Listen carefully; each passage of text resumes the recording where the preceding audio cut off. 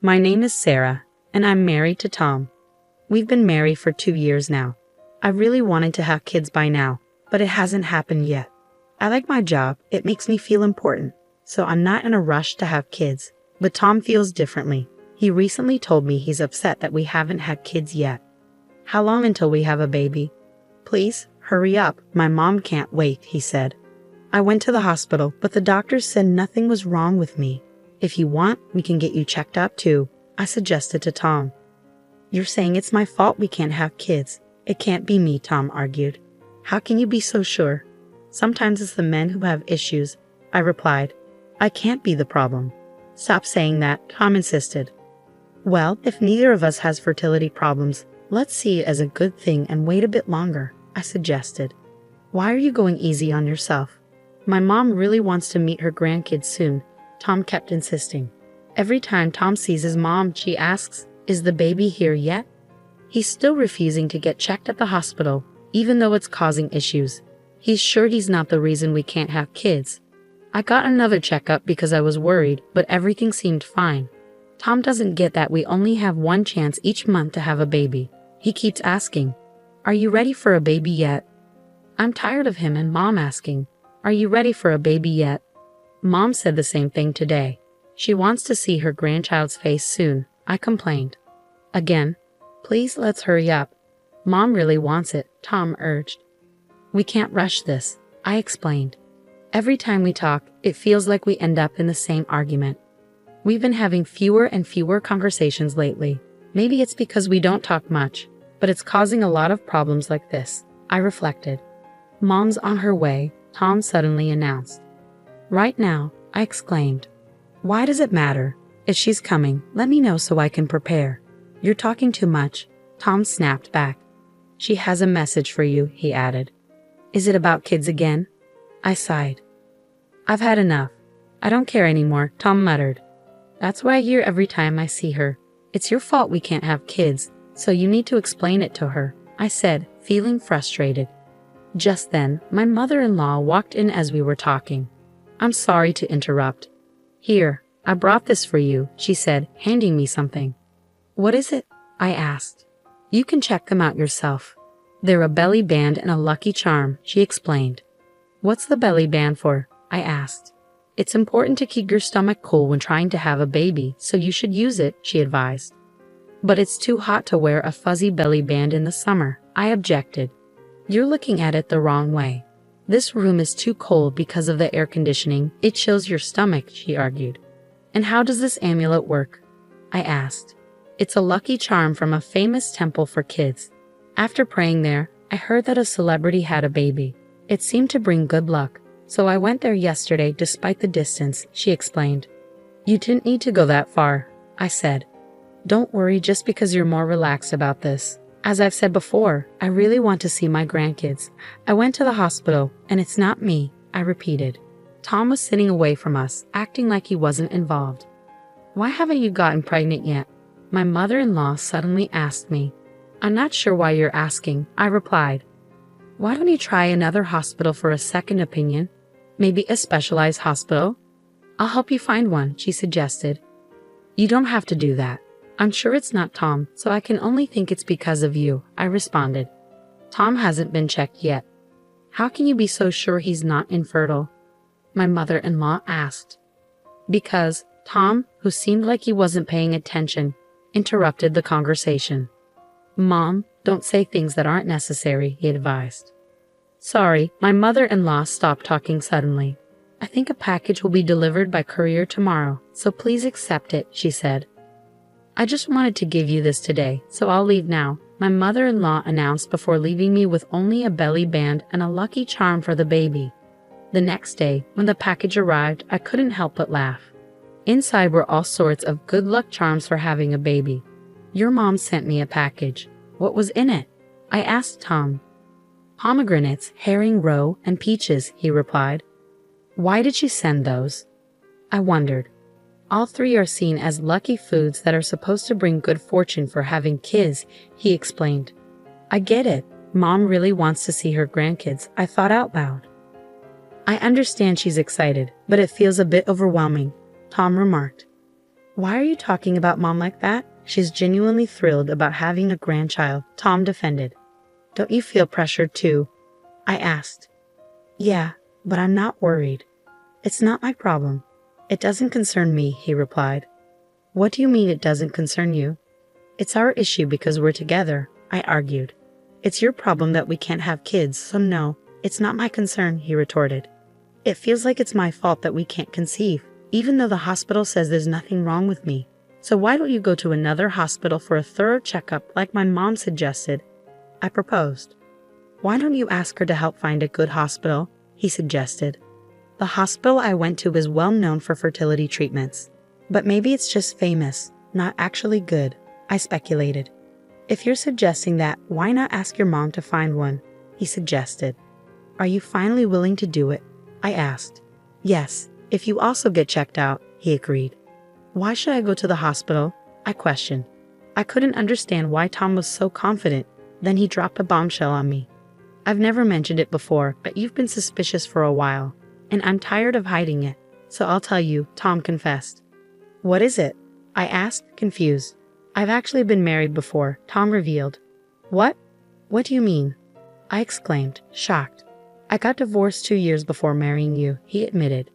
Why didn't you tell me? I demanded.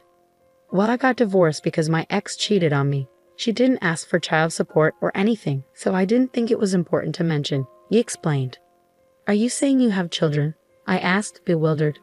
A son, yes. I haven't seen him since he was born after the divorce, he confessed. I'm lost. I don't understand what you're saying, I admitted. That proves I'm not incapable of having kids. That's why you were so sure it wasn't me, he pointed out. I'm hurt that you think it's me, but it's possible you became infertile in the 2 years after your divorce, I argued. You're still blaming others. You're the issue, so own up to it and do something about it, he accused. I'm not talking about admitting or not admitting. You're starting to annoy me, I shot back. In my 2nd year of marriage, I learned for the first time that Tom had been divorced and had a child. Even after hearing his story, I still wasn't completely convinced that I was to blame for our inability to have kids. I decided to dig deeper into Tom's past. I planned to ask for a divorce once I finished my research. I couldn't bear to stay with Tom any longer. I tried my best to avoid talking to him because he always said hurtful things to me. And of course, we never had intimate relations under such strange circumstances, so pregnancy was out of the question. Meanwhile, my mother-in-law, unaware of our situation, continued to pressure me about having children. Then, one day, Tom approached me looking irritated. By now, I was accustomed to being treated with disdain. He spoke up. I've been thinking about getting a divorce. We don't talk anymore. All we do is fight, and we haven't been able to have kids no matter how long I wait, he declared. I was surprised by his sudden announcement, but I responded calmly. Okay, that's fine. What? Tom was puzzled by my response. He must have expected me to object. Here are the divorce papers. I've filled out all the necessary information already, he stated. What? Why are they already filled out? I asked, shocked. I filled them out so I could end things whenever I wanted. Do you want a divorce? He asked. Yes, I replied, only partly joking. I'm not joking. Do you really want this? He pressed. You said it yourself, I reminded him. I didn't think it would come to this. Did you expect me to beg you not to go through with it? He questioned. Well, we hardly talk anymore, so I thought maybe this was a chance for us to talk and fix things, I explained. Then why didn't you say that from the start? He asked. I wanted things to go back to how they were. But that's not possible, I replied. I'll divorce you right now if that's what you want, he offered. That's not what I want, I admitted. Despite Tom's offer for a divorce, he continued to complain. Our conversations went on, even though it seemed pointless. Then my mother-in-law arrived, right on time. What's going on? She asked. I went out with some friends and got you some gifts, she said, handing me another charm. I visited a different shrine known for childbirth, so I got you this. I've been praying there, and I'm sure it'll bring you good luck this time. We don't need this anymore, I declared. My mother-in-law's face lit up at my words, but I could tell she had misunderstood something. I had a feeling things were about to get complicated again. Well, does this mean you no longer need it? She asked eagerly. Finally? I guess it's because of all my efforts. I'm so relieved, she exclaimed. That's partly right. We need to go back to show our gratitude, she suggested. We? I asked. My mother-in-law stood before me, looking happy. Tom stood beside me, silent, avoiding eye contact. I knew my next words would disappoint my mother-in-law. What is it exactly? Please don't tell me you're about to say what I think you're going to say, she urged. We've decided to get a divorce, I announced. What? Divorce? I thought you were expecting a baby, she replied, shocked. We were just talking about it. Is this a sudden decision? She pressed. Not really. I've been thinking about it for a while, I explained. Are you leaving because you can't have kids? She speculated. No, that's not why I'm divorcing him, I clarified. Well, if you can't get pregnant, maybe it's better for him to divorce you and marry someone else, she suggested. It would be his third marriage, not second. You know that? I reminded her. I found out recently. His ex-wife got pregnant soon after they divorced, she revealed. Okay, I responded, feeling a mix of emotions. So I can only assume you're to blame. If you leave, I'll feel relieved, Tom's mother asserted. I understand. Tom has always been popular with women. He'll find someone soon. Hopefully, our next meeting will bring better news, I replied. Well, if you've made up your mind, get divorced soon. I'm leaving, you two sort out the rest, my mother-in-law declared before leaving, unaware of the whole truth. Once she left, Tom and I continued our conversation. Let's file for divorce right away. I want to start a family soon, and I realize I don't enjoy spending time with you anymore. Let's just get it over with, Tom suggested. Then do it quickly, I replied, handing him the papers to fill out. All I have to do is submit them. By the way, you'll have to leave the house when we divorce, I informed him. What? Why? Tom questioned. I've been making mortgage payments, have you forgotten? My parents paid off the loan and bought this house outright. You were just repaying my parents' loan, I clarified. Oh, so you're leaving because of this? Tom realized. We did have quite a bit of money saved up, he continued. I don't have any money saved, but didn't you say you had around 10 million? I reminded him. That's the money I saved before we got married, so it's not included in the property division, he explained. Right, I confirmed. Well, it doesn't matter. You're starting a new chapter, he remarked. Yes, and I'm also going to sue you and your mother for emotional distress, I declared. What? Why? Tom asked, surprised. For all the hurtful things you've said to me, treating me like I'm defective, I explained. But it's true, Tom argued. Do you really think I'm the reason we couldn't conceive? I challenged. It's obvious. I have a biological child, Tom insisted. That's when I revealed everything to Tom, shocking him.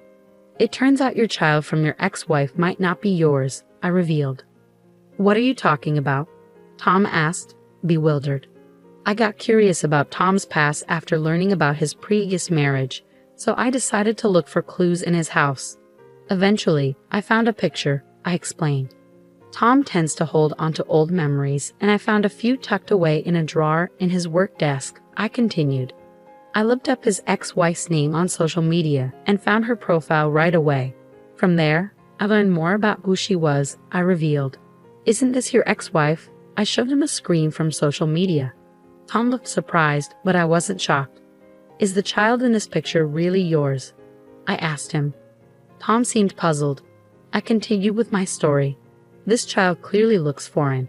I was looking at your ex-wife's social media, and her husband is from another country. I'm not familiar with him. It seems they're living abroad, I explained.